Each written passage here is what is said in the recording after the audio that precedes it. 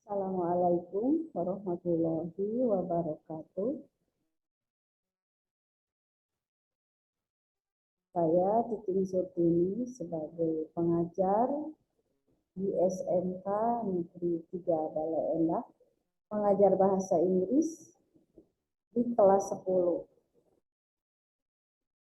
Berikut ini saya akan sampaikan beberapa permasalahan yang ditemui pada saat mengajarkan deskriptif atau deskripsi pada fase E atau di kelas 10, ya, di mana banyak sekali kendala. Di antaranya kendala yang saya jumpai tersebut, siswa banyak yang belum memahami tentang pronoun.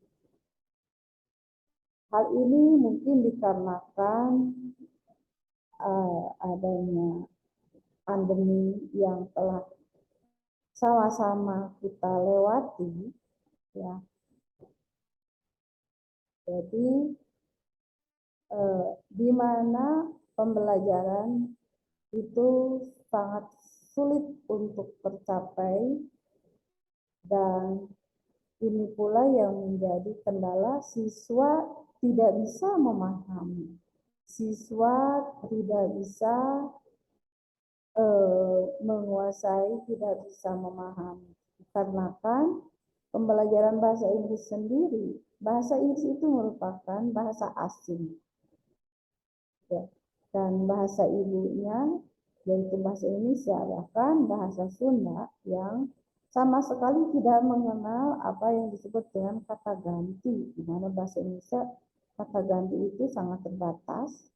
Namun dalam bahasa Inggris kata ganti itu memiliki beberapa jenis, sehingga sulit bagi siswa untuk mempelajari, mengenali apa itu pronoun. Berikut saya akan screen materi yang akan saya bahas, yaitu tentang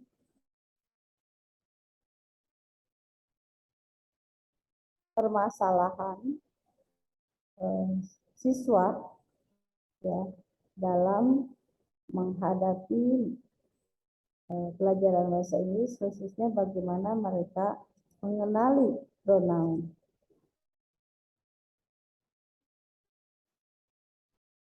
Nah, berikut adalah yang saya sampaikan tentang pemecahan masalahnya. Jadi bagaimana menumbuhkan minat belajar bahasa Inggris dalam mempelajari pronoun di kelas 10, ya, di SMK Negeri 3 Bale Endah. Seperti yang tadi saya uraikan, adanya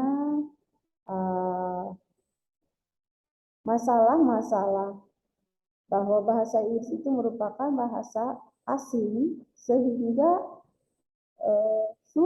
banyak siswa yang merasa kesulitan ketika harus mengenali pronoun, ya. Apalagi ditambah dengan bagaimana mereka kurang semangatnya, ya. Itu jadi dikarenakan tidak adanya grammar yang sama antara bahasa Inggris dengan bahasa Indonesia, sehingga mereka jadi enggan belajar, jadi kurang motivasi. Di samping tentu saja ada juga yang paling populer, yaitu masalah vocabulary, ya, kurangnya kosakata, dan jarang sekali mereka menggunakan kosakata bahasa Inggris, ya, karena memang bukan bahasa mereka, bukan bahasa L1-nya, ya, sehingga mereka tidak termotivasi, kurang semangat di dalam belajar bahasa Inggris. Yang tentunya di sini menjadi tantangan bagi guru untuk bisa memperkenalkan, bisa membangkitkan para peserta didik untuk belajar sungguh-sungguh, sehingga mereka akan meningkat. Mohon maaf, saya geser dulu. Ya, jadi bagaimana supaya mereka meningkat, motivasinya bertambah, ya, motivasi di dalam belajar bahasa Inggrisnya itu bertambah. Ini juga merupakan tantangan yang harus dicari bagaimana caranya, ya. Guru bisa menyampaikan, guru bisa membangkitkan motivasi siswa supaya mereka mau mempelajari bahasa Inggris, ya. Tentunya guru harus bisa mengenali metode, berbagai macam metode pembelajaran, teknik-tekniknya, ya, sehingga siswa ada kemauan untuk belajar bahasa Inggris.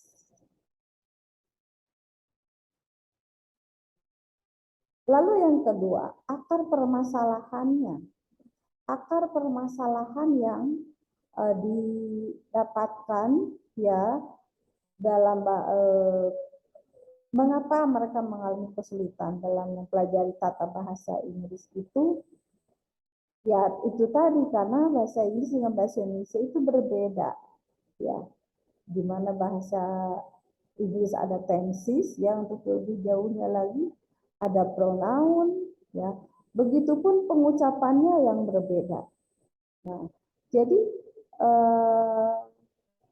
banyak yang harus dipelajari oleh para pendidik, ya, supaya mengenali bagaimana cara memotivasi siswa supaya mengenali peserta didiknya, sehingga mereka bisa dikenali, maksudnya dikenal, oh ini siswa ini karena memang sangat tidak mengenal bahasa Inggris, ya. Karena ada juga siswa yang sudah mengenal, tidak begitu asing lagi dengan bahasa Inggris.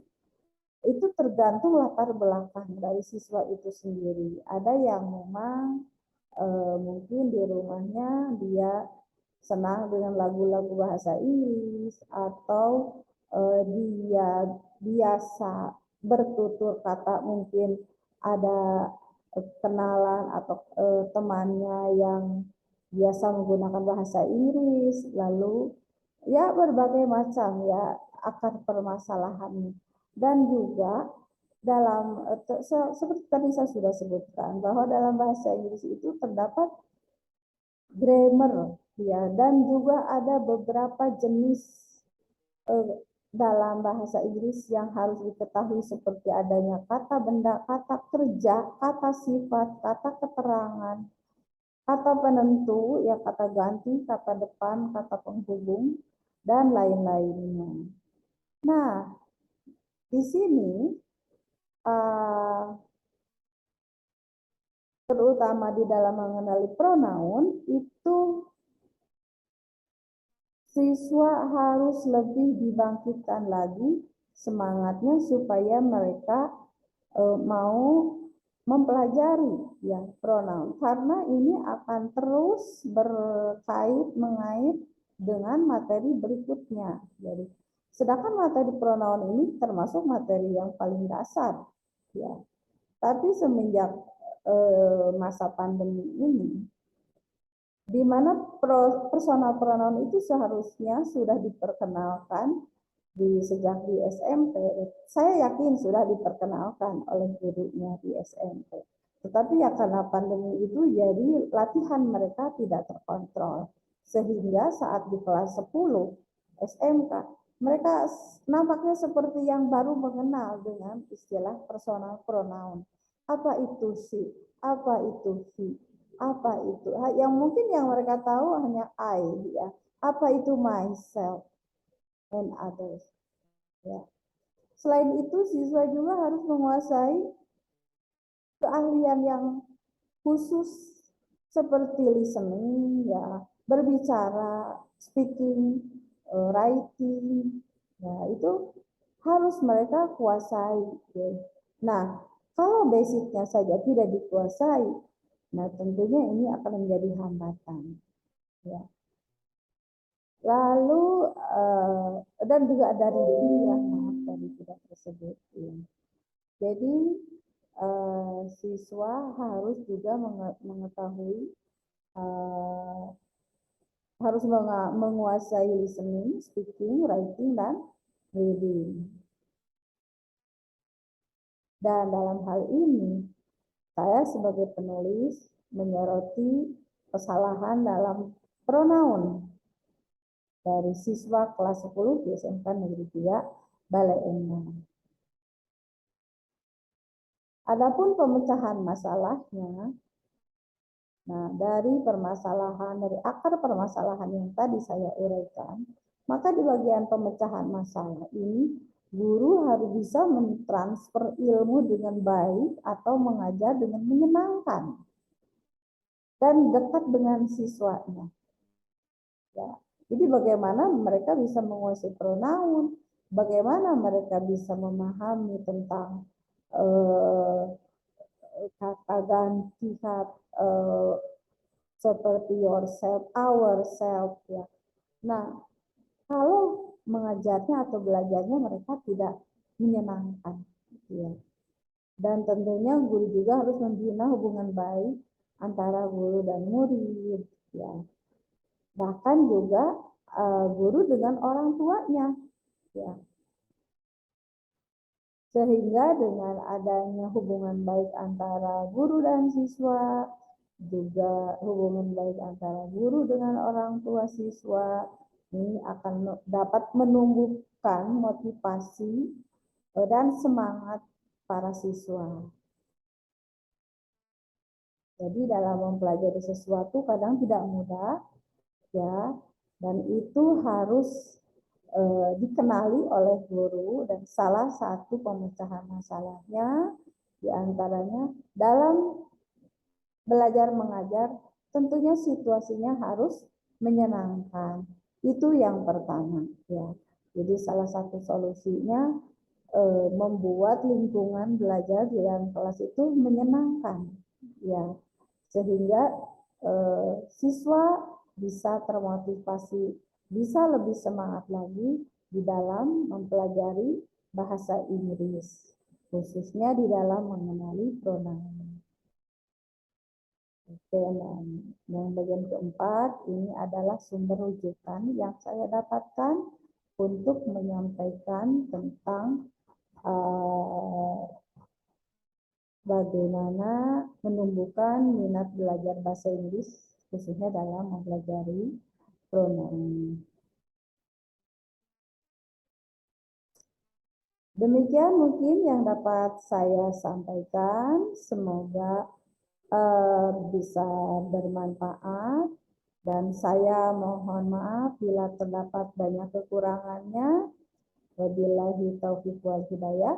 Wassalamualaikum warahmatullahi wabarakatuh.